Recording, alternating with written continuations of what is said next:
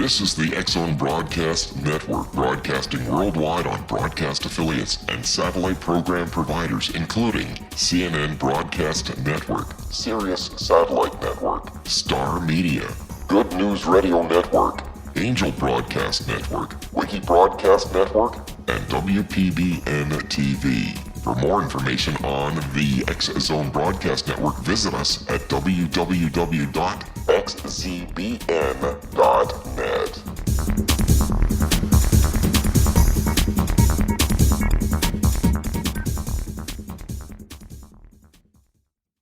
Welcome back to the X-Zone, everyone. My name is Rob McConnell. We're coming to you from our studios in Hamilton, Ontario, Canada, on the Talkstar Radio Network, the X-Zone Broadcast Network, and our family of broadcast affiliates right across Canada, the United States, Central America, the Caribbean, South America, the Pacific Rim, Australia, Asia, India, Africa, and Europe. If you'd like to give us a call, worldwide toll-free, 1-800-610-7035. My email address is xzone@xzoneradiotv.com. On MSN Messenger, xzoneradiotv@hotmail.com, and our website, www.xzoneradiotv.com. My guest this hour is Dr. Nick Begich, and Nick is well known around the world for his many, many works on and research on mind effects. And I'd just like to read you something before we bring Nick on Exonation. This is from Wired magazine. The title of the article is Danger Room, What's Next in National Security? Pentagon Preps Soldier Telepathy Push. Forget the battlefield radios, forget the PDAs or even infantry hand signals. When the soldiers of the future want to communicate, they'll read each other's minds. At least that's the hope of researchers at the Pentagon's Mad Science Division, DARPA. The agency's budget for the next fiscal year includes $4 million to start up a program called Silent Talk.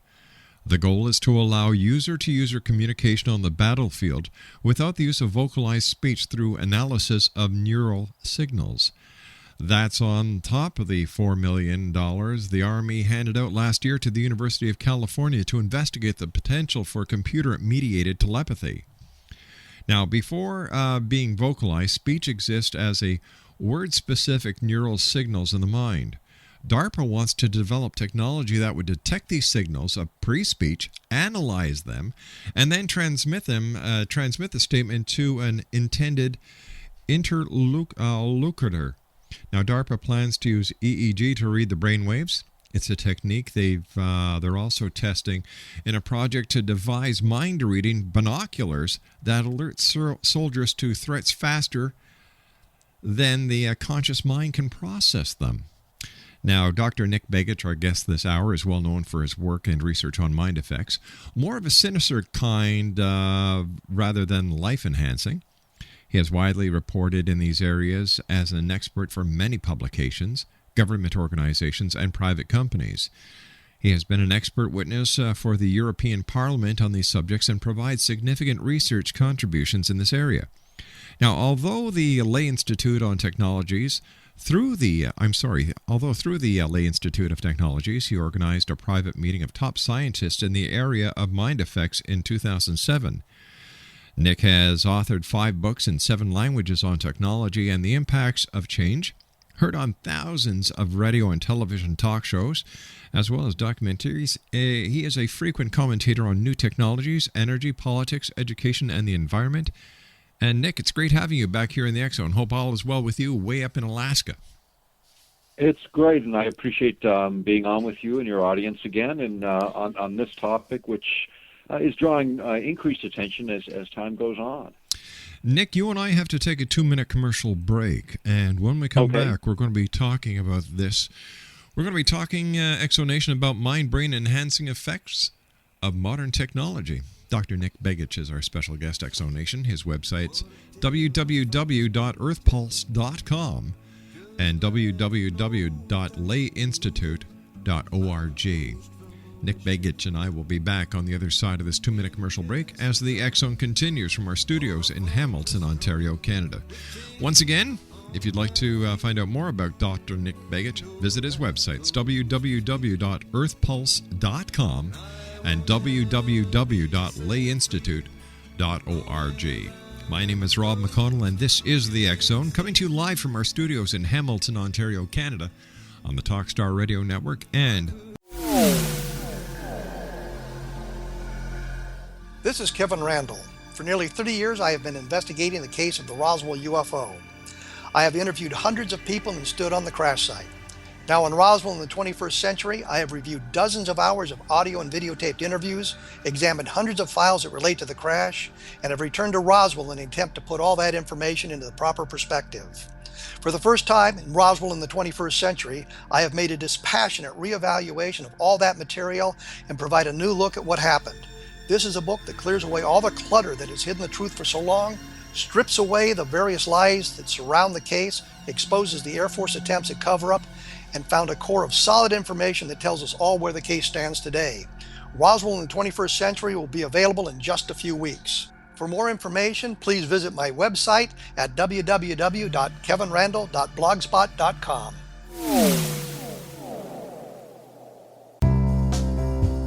Gibbs A. Williams, Ph.D., is a practicing psychoanalyst, supervisor, researcher, and author in New York City. Much of his life has been dedicated to understanding nature and the uses of meaningful coincidences or synchronicities. His radical and original non-Jungian, non-mystical, non-magical theory of synchronicities illuminates much of the fog surrounding this challenging and perplexing topic. His ideas and manners are fresh, presented in a style that is both entertaining and highly informative. He is also an expert on crisis intervention, specially focused on violence reduction for the police and citizens, mastering anxiety, frustration, and stress without the use of medication, and effectively preventing and treating heroin addiction. Dr. Williams can be contacted at his email address at gwwilliamsny11@aol.com or visit his website at www.drgibbswilliams.com.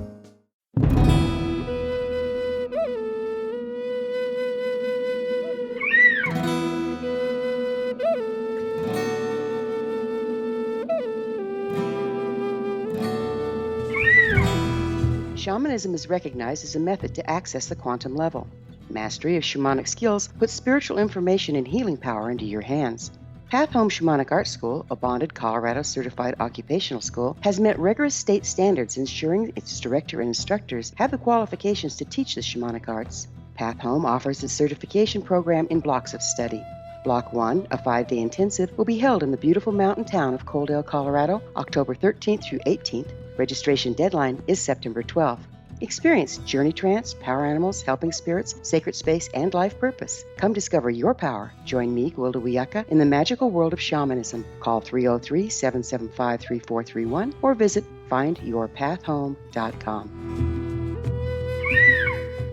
With each new extreme weather event or terrorist act, it becomes increasingly obvious that we live in uncertain and challenging times. We all buy car insurance. Why not collapse and catastrophe insurance? Matthew Stein, an MIT-trained engineer and green builder, has written 2 outstanding books to help people prepare, plan for, and deal with everything from minor situations lasting a few days to full-on collapse. Matt's first book, When Technology Fails, is a manual for self-reliance, sustainable living, and surviving the long emergency. This massive book covers the gamut from first aid and emergency preparedness to alternative healing, renewable energy, primitive living skills, and 18th century technologies that could be critical to your comfort and survival in a long-lasting crisis. Matt's second book, When Disaster Strikes, is a comprehensive emergency preparedness handbook and survival guide. When Disaster Strikes is an essential item for every family's go bag. Both books are available at all usual sources. There's a wealth of totally free information posted at whentechfails.com, and author-signed copies may be purchased at mattstein.com. That's www.whentechfails.com and www.mattstein.com. Speaking about mind games, the military has been funding a handful of mind-tapping technologies recently, and already have monkeys capable of telepathic limb control. Telepathy may also have advantages beyond covert battlefield chatter. Last year, the National Research Council and the Defense Intelligence Agency released a report suggesting that neuroscience might also be useful to make the enemy obey our commands. The first step, though, may be getting a grunt to obey his officers remotely, transmitted thoughts. Dr. Nick Begich is our special guest, and Nick is the author of Controlling the Human Mind, Angels Don't Play This Harp, Earth Rising, The Revolution Toward 1,000 Years of Peace, and Earth Rising 2, The Betrayal of Science, Society, and the Soul. And some of Nick's DVDs include Technologies of the 21st Century, Mind Control, Brave New World of Enhancing Human Performance, HARP, The Update, and Earth Changes, The Ripple Effect. His website, www.earthpulse.com. Nick, how did your research lead you into the direction of enhancing human brain performance? Well, that's actually where my interest started. The idea of sort of the misuses of this technology were something that came later and became important enough to start writing about. But the idea of enhancing human brain performance using technologies to increase what we're capable of was always a fascinating area for me. And then, of course, stepping in, I think the place where people started to see my work come forward was during the HARP controversies back in the mid-'90s, and we started getting very concerned about sort of the direction in which general technologies were moving, sort of away from bullets and bombs and ordnance and more towards these more exotic weapons, the kind that eventually led to this subject, which is a sort of direct coupling and interpretation of a mind activity or mental activity. Nick, when you look at that... I'm sorry. Go ahead. I was just going to say, when you look at that whole area... it's even starting to make mainstream media concerns. Even back as far as 2002, The Economist had a cover story in the May 25th issue called Mind Control, and it was a short article just dealing with the ethics of this emerging science. Nick, I thought of you during the Jamaican earthquake. There were a couple of reports where different news agencies had even speculated that HARP may have been responsible for the Jamaican earthquake, or Haitian earthquake, I'm sorry. The Haitian earthquake, yeah. We had seen some of those reports, and of course, it seems like every time there's a major event, somebody contacts us, or a number of people do. And in this case, and the reason for that is because geophysical manipulation, the idea of creating earthquakes, is technically possible. In fact, even Secretary of Defense William Cohen, we quoted him in the book Earth Rising, The Revolution. He said, and I quote, others are engaging even in an eco-type of terrorism whereby they can alter climates, set off earthquakes and volcanoes remotely through the use of electromagnetic waves, unquote. And that was April 28, 1997, so way before 9/11, way before the big concerns about international terrorism rising to the level they are today, and yet this type of technology was being attributed to terrorist states as far back as 2002. What we have said, and we continue to say, is this area is one that has not just been of interest to terrorists, but also to our own country. In fact, 60 other countries signed agreements, an international treaty back in the mid-1970s where we agreed not to do this kind of thing. That treaty was being discussed when Rumsfeld was still in his position, trying to get the U.S. to dump the treaty so that we could use these more exotic technologies. Now, Nick, in the recent article in Wired magazine that I read a bit of early, bringing you onto the show, the military is once again advancing ideas in the area of electronic telepathy. What is DARPA doing about this subject right now? Well, this is interesting. As we had Ben Eastland, who was one of the inventors of the HARP system, and we had a closed conference in Dallas back in 2007, just before actually Ben passed away, and the issue of mind effects was the topic for that conference. We had talked to Ben. I personally had a long chat with him about this subject, and he had actually talked to the top guy at DARPA. I'm trying to remember his last name, Tony Tether, I think it was, but the head guy at DARPA, and he raised the issue of mind effects with him, and his statement to me, Ben Eastland's to me, was, no one's laughing at DARPA anymore. This is a very serious subject, and one that researchers are beginning and have for a number of years flown into. The idea of being able to literally read a person's thoughts is being discussed even outside of DARPA circles. We're hearing discussions about that even being used for indicating stress levels of people passing through airports, passing through machines similar to what we see in the strip search machine or the metal detectors, but a new concept that really looks at the mind itself and the function of the brain to see what you might be thinking. And so it is moving in a lot of directions, and getting a fair amount of funding these days. What is required to analyze the brain in real time to know what the person's thinking, Nick? Well, it's computing power is the biggest thing. Being able to translate and interpret the signals at a distance, becomes a bit of an obstacle, although I think a lot of that technology has been evolved and developed.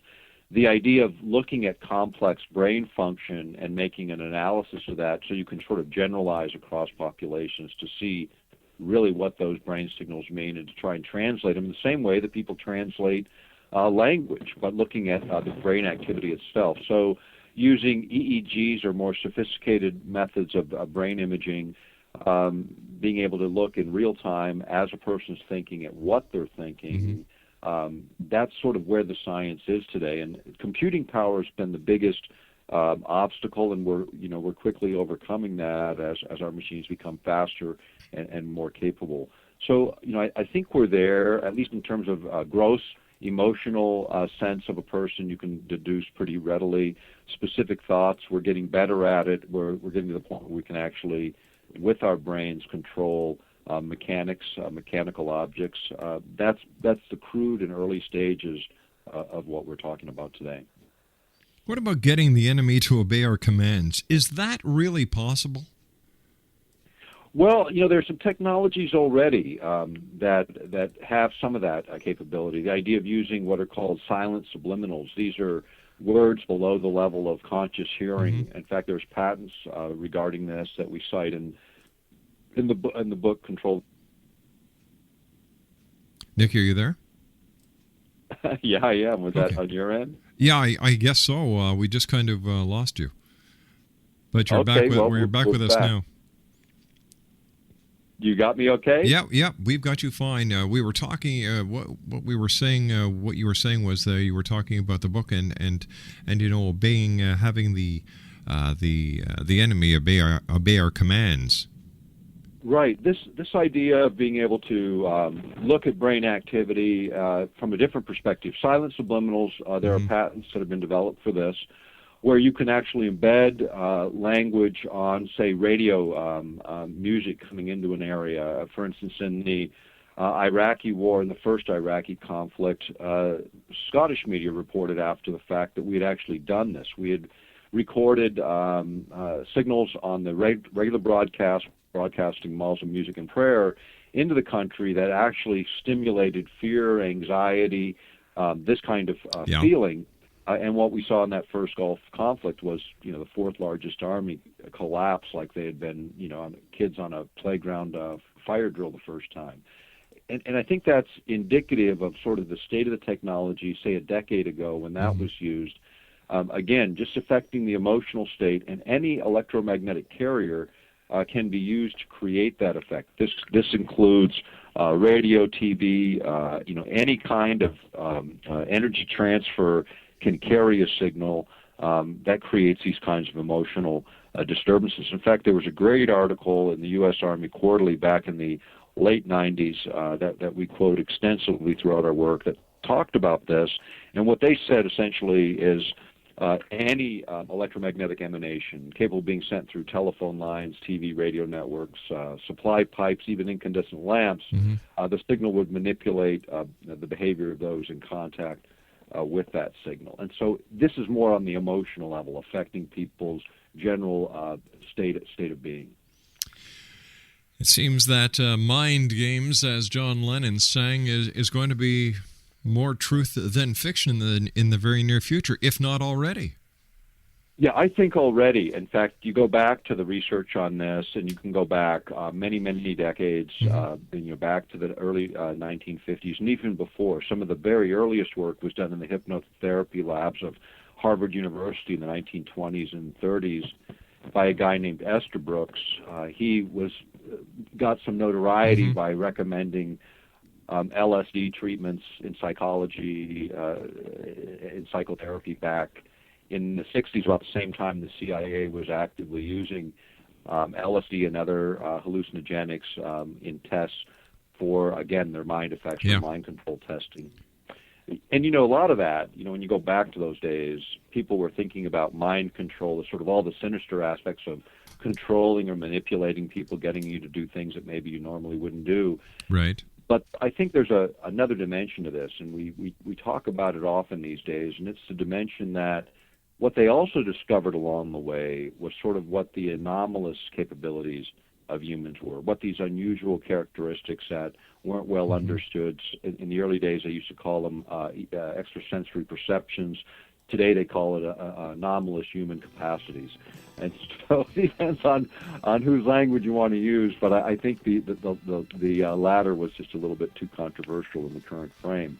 But this is the nature of it. And so when you see articles like DARPA playing around with mental telepathy, it's about that sort of sixth sense, that other capability that we might have that they're extremely interested in. And there were other researchers as far back as the 80s who had made some great progress in this area, again, sort of explaining those attributes of human beings that are otherwise unexplainable. All right, let's talk more about that on the other side of this news break, Nick. Dr. Nick Begich is our special guest. www.earthpulse.com. That's earthpulse.com. And Nick and I will be back on the other side of this commercial break with the news as the X Zone continues right here from our studios in Hamilton, Ontario. It was a terrifying experience. I thought we was going to go to jail for murder. That day, we were a little behind, so we worked until it was starting to get dark. We loaded up the equipment and hadn't driven very far when we caught glimmers of this glow coming through the trees.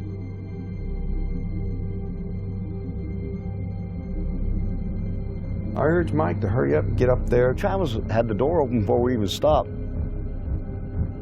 As he got closer, I heard the sound. One of the guys said, "You feel that?" I really panicked then. I told him, "Get the hell out of here."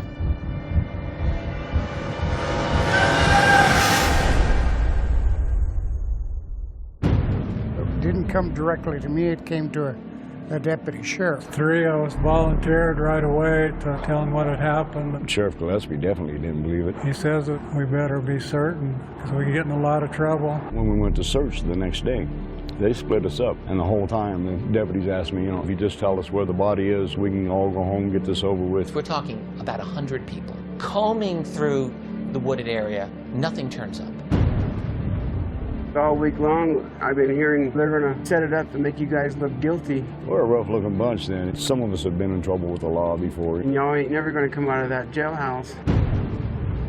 We couldn't get out. I tried to sneak out the back door the day of the polygraph test. I was scared to death. On top of that, you have media. I literally would be on 2 telephones at the same time. We've even got some coops in here now that's coming in and out to see the freak show, as they call it. Everyone descends. I just wasn't going to stand there and listen to it anymore.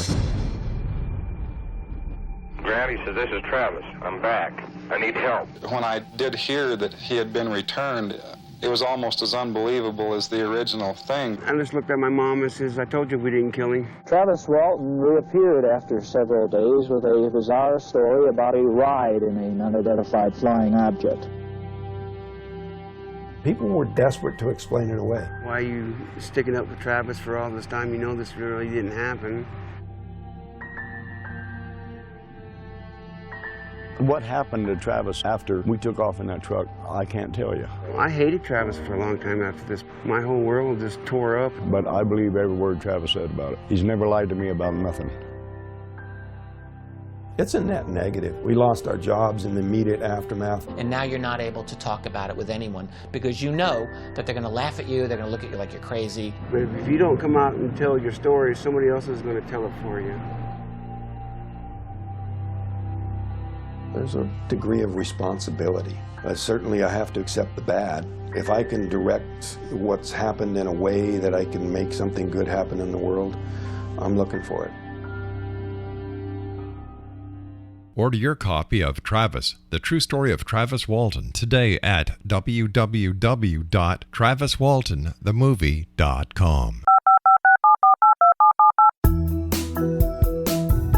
Did you know that when you're on the road with limited data or Wi-Fi, you can still listen to the X-Zone radio show with Rob McConnell, The Science of Magic with Gwilda Wiyaka, High Tech with Corey Kay, and every minute of the 24/7, 365 programming of the X-Zone Broadcast Network by calling 712-432-9459, courtesy of TalkStream Live.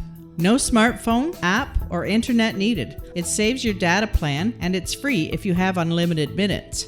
Call 712-432-9459 to listen on any phone, anytime, anywhere. Remember, 712-432-9459 for the best of paranormal, new age, thought-provoking, sci-fi radio programming 24/7, 365.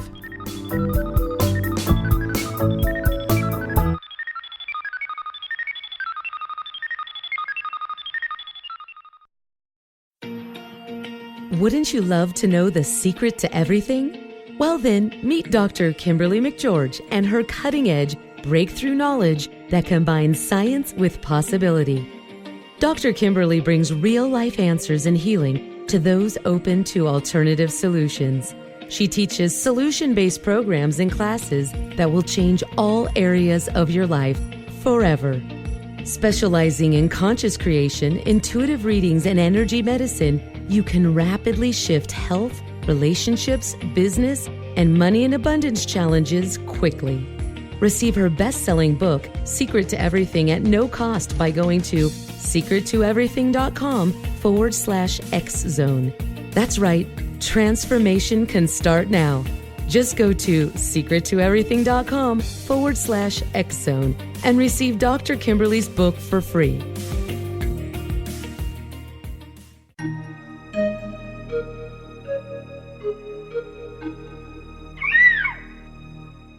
While science pursues fact, magic accesses the quantum level, bridging random facts to form truth.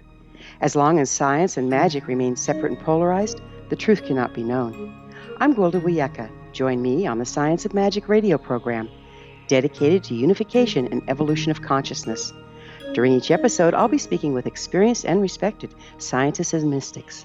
From astrologers to astronomers, from medical doctors to shaman, the scientific method to dowsing and intuition, we'll weave together information from seemingly divergent practices to promote unity and enlightenment. Join me, Gwilda Wiyaka, and the Science of Magic right here on the Mutual Broadcast Network. For more information, visit www.thescienceofmagic.net.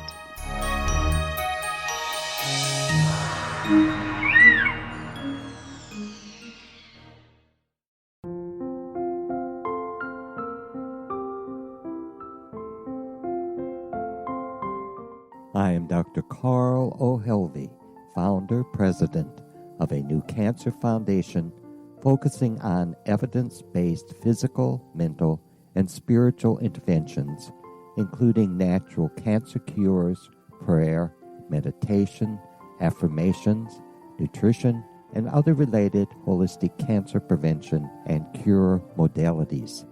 These are used in cancer education, research, and financing care. I ask for your help to continue this important work by donating at www.holisticcancerfoundation.com.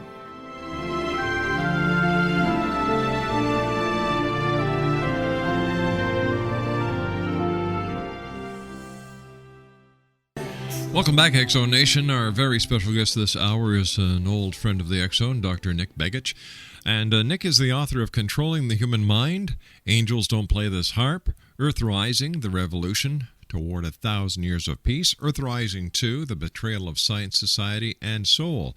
And some of Nick's DVDs include Technologies of the 21st Century, Mind Control, Brave New World, or Enhancing Human Performance, HARP, The Update, and Earth Changes, The Ripple Effect. Nick's website is www.earthpulse.com. Nick, the military apparently is working on mind-reading binoculars to be used for interpreting threats. Now, how might these work? Well, it's the same general idea. They're looking at brain activity and then creating a sensitive enough instrument that will actually be able to read at a distance. The objective is, to find out again what your adversary is thinking. Initially, I think what they're going to be looking at primarily is just general emotional state, which I think would be fairly easy to figure out what that is on the battlefield. I mean, it's stress for sure. I mean, huge amounts of it, but being able to sort of look at activity and then again being able to interpret it, that's where this science is and where it's headed. And and it's not so much even so much about controlling, although that's always been a big part of it. The other aspect of it is what happens when you awaken these unusual characteristics in people. And I think this was the greater concern of military and intelligence researchers. When they started to look at sort of anomalous people who have these unusual characteristics and what they can do, that became pretty interesting. The idea or the realization that every human being maybe has these capabilities latently, I think, was one of the things they discovered along the way. And the way that you inhibit the ability to reach these higher states of awareness or these abilities is to keep people in a constant state of stress. Look around, and I think everyone can pretty much acknowledge that's the state that most people are in for a variety of reasons. But as long as you're in that condition and you look at an EEG, those instruments that measure brain activity, what you'll see is incoherent brain patterns when people are under stress, the kind of brain patterns that don't lend themselves to higher order thinking and certainly don't lend themselves to extra sensory perception.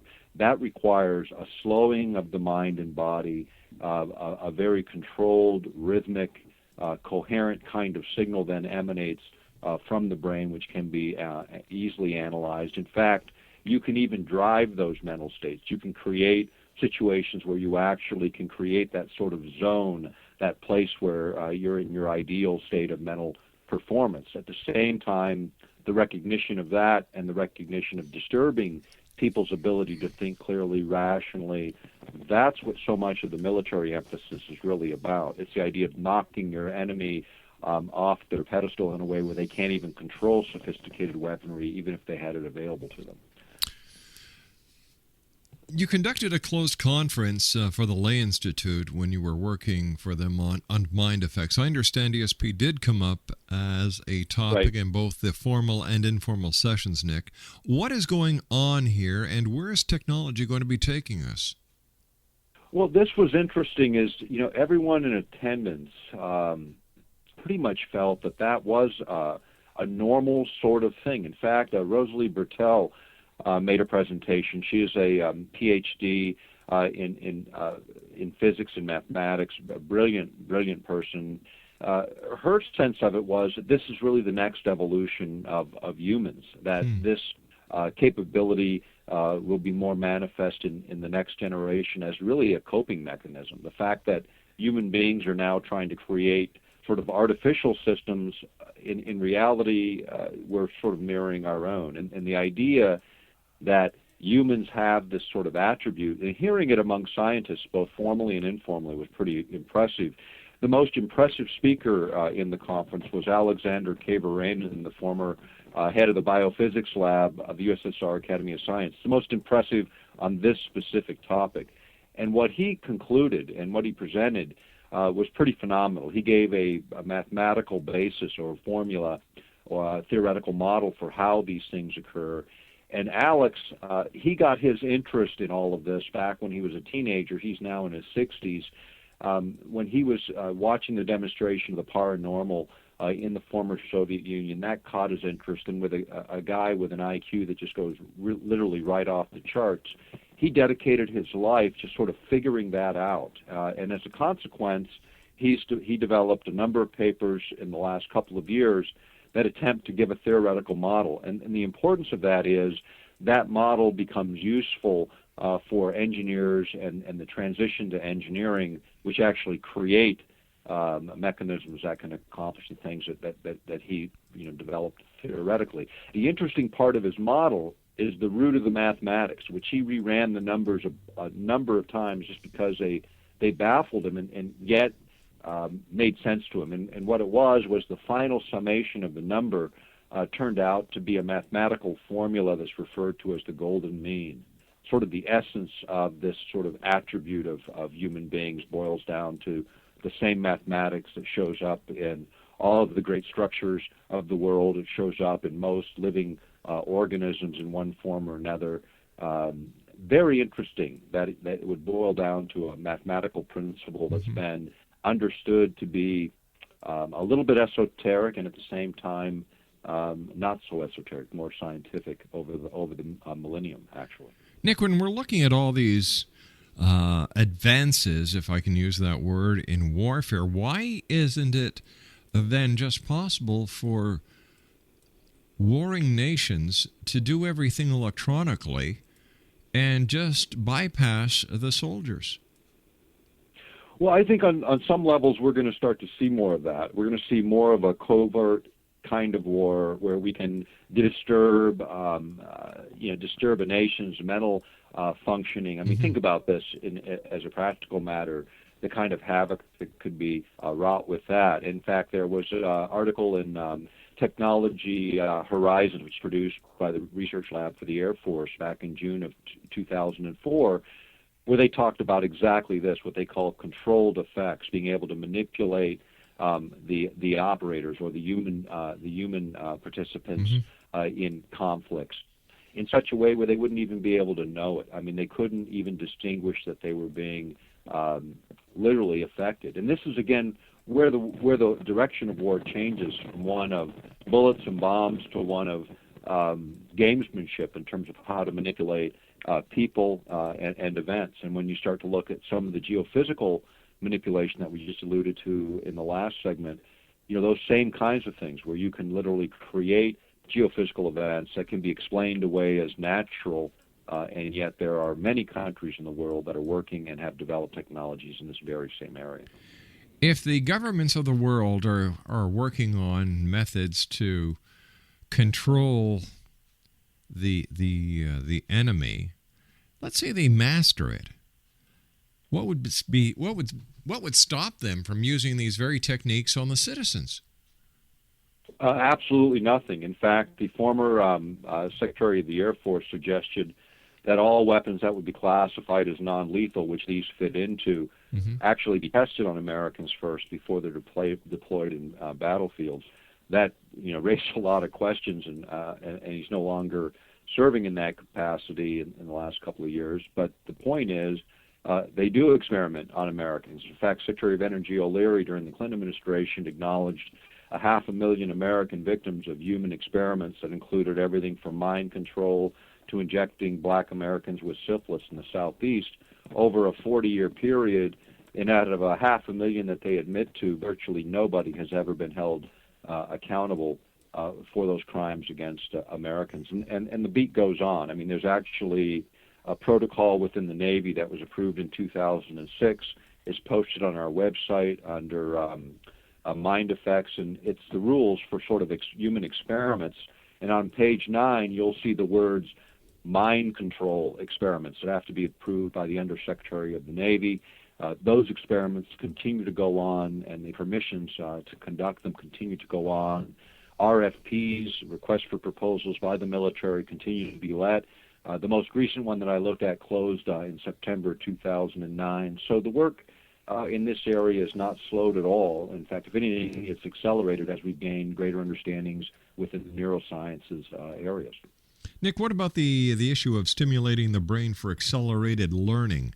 How might electronic telepathy play into this in the future? Well, this, I think, is very important because, as these techniques develop, one of the things that shows up, again, in military planning literature that eventually gets applied in the private sector is this idea of literally downloading information into the human brain. In other words, being able to move information in such a rapid rate to imprint memory that you could do some pretty phenomenal things. The problem with this is you don't filter it out. The conscious mind does the filtering to dump knowledge or dump information straight into the subconscious and then make it accessible. You bypass the subconscious mind. When you think about that in the context of compulsory education in most organized countries of the world, the idea of who controls the curriculum then takes on whole new meaning and much greater societal significance. So as we gain understanding, the use of this technology for learning and accelerated learning comes into play, and how we use it and who determines what goes in is extremely important. Already there's technologies for sort of enhancing the mind in such a way that it's more receptive to information, imprints it more readily, and there's a lot of good technologies about it. But you're in control. Yeah. You're in control of the knowledge that you feed the brain, as opposed to some governmental entity determining what that is and then deciding what's best for all of us in terms of basic and general knowledge. Now, you've mentioned a few positive potentials for this research, Nick, but what non-drug therapies have been developed for ADD, ADHD, brain training, stroke and brain injury recovery, and how does that all work? Well, this is really, I think, some fascinating areas of the research, and now we have many methods of biofeedback for brain enhancement. We also have some things that have been developed to create a binaural beat, where actually sound comes in such a way through the ears through a set of headsets that it creates a beat frequency where the brain then either speeds up or slows down. And when you take attention deficit disorder children, oftentimes they tend to be hyperactive, and their brains won't slow enough so they can focus their attention. And so techniques have been developed to actually train children to control their brain waves actively. And they do this in a number of different ways with different kinds of games that actually in real time monitor brain activity. And as soon as kids hit this sort of ideal zone for learning, they get feedback. It might be a bouncing ball or a sound signal. But these techniques are actually being used extremely effectively.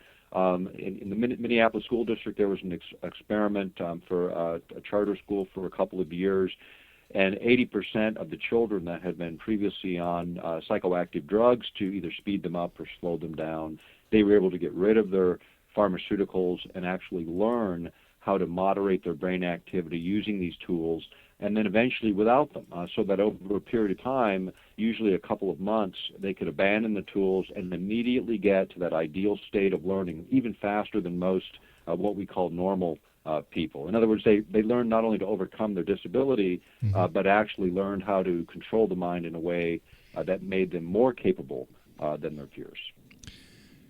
The future of these technologies, Nick, are certainly going to create synthetic and enhanced senses of taste, touch, sound, sight, and touch, as I said. Enhanced artificial sensors are not so far off. How are these technologies coming together, and what benefits can you see in the future? Well, I think, again, as we learn more about the mind, traumatic brain injuries, which we're seeing, a lot of them with our returning veterans from both conflicts. We hear about the casualties in terms of death numbers, but traumatic brain injury is probably one of the biggest casualties of the war, tens of thousands, perhaps even more than that, being impacted by that. So learning sort of how to reroute brain activity, how to synthesize certain things, that becomes pretty valuable and important. And so as we learn about the brain, we learn how to sort of reconstruct that which may have been damaged. In fact, this science is going to go a very long way in the future. Our ability to grow brain cells, to grow neurons, to connect those brain cells has already been done at the Salk Institute. Taking those brain cells and neural connections and connecting them to electronic substrates has already been done. The idea of literally recreating components of the brain that have been damaged, that's where the science is headed. And I think in those respects, there's some great things that can come of it. And I think the balancing act is, in terms of the life sciences and military technologies, often things get suppressed for military purposes that really belong to wider user groups, people that really could benefit immediately by the release of technology. And unfortunately, we see a lot of that suppressed in the course of time. I don't think this technology will be any different, except to say that these days technology is much flatter. Nick, you and I have to take our break. Please stand by. Nick Begich is our special guest. EarthPulse.com. We'll be back on the other side of this break. Don't go away.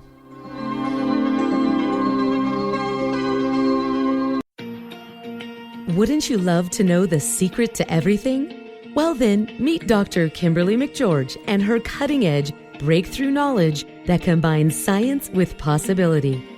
Dr. Kimberly brings real-life answers and healing to those open to alternative solutions.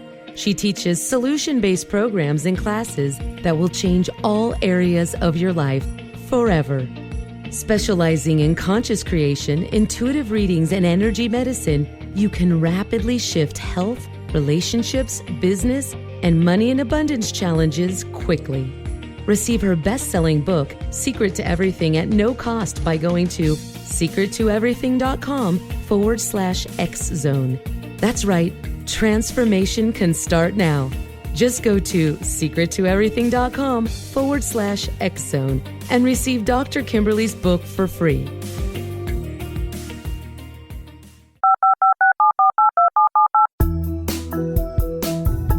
Did you know that when you're on the road with limited data or Wi-Fi, you can still listen to the X-Zone radio show with Rob McConnell, The Science of Magic with Gwilda Wiyaka, High Tech with Corey Kay, and every minute of the 24/7, 365 programming of the X-Zone Broadcast Network by calling 712-432-9459, courtesy of TalkStream Live. No smartphone, app, or internet needed. It saves your data plan, and it's free if you have unlimited minutes. Call 712-432-9459 to listen on any phone, anytime, anywhere. Remember, 712-432-9459 for the best of paranormal, new age, thought-provoking, sci-fi radio programming 24/7, 365.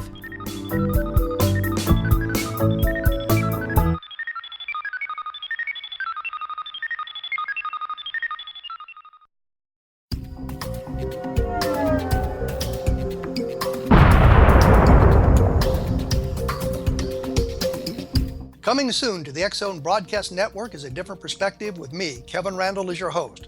We'll be taking a close look at what is happening in the world of UFOs today with side trips into the paranormal. Guests will range from those who are household names to those who have a different perspective on a variety of topics. No topic will be taboo, but there will be tough questions asked as we all search for the truth about UFOs, the paranormal, and those things that excite us. Sometimes we'll agree with a guest and sometimes we won't, but we'll try to keep the program topical. For those of you who would like to read, be sure to visit www.kevinrandall.blogspot.com and remember to listen to the other fine programs on the X-Zone Broadcast Network at www.xzbn.net.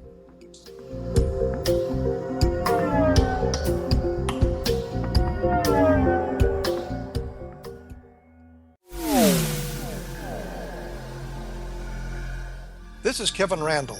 For nearly 30 years, I have been investigating the case of the Roswell UFO. I have interviewed hundreds of people and stood on the crash site.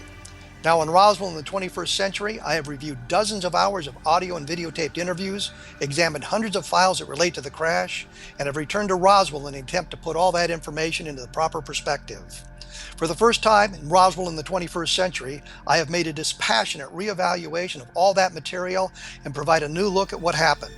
This is a book that clears away all the clutter that has hidden the truth for so long, strips away the various lies that surround the case, exposes the Air Force attempts at cover-up, and found a core of solid information that tells us all where the case stands today. Roswell in the 21st century will be available in just a few weeks. For more information, please visit my website at www.kevinrandall.blogspot.com. What Happened in Benghazi is revealed by Nicholas Genix, author of Obama, Islam, and Benghazi. He informs the American people that President Obama deceived them by advocating a strong foreign policy prior to the 2012 presidential election, and Hillary Clinton supported this deception. As the title infers, there is a connection between Obama, Islam, and Benghazi. Ample evidence informs Americans that Obama's early indoctrination in the Quran developed an affinity for Islam, why the Quran is the source of discontent in many countries, and why the Obama foreign policy deception led to poor military action and caused the loss of American lives in Benghazi.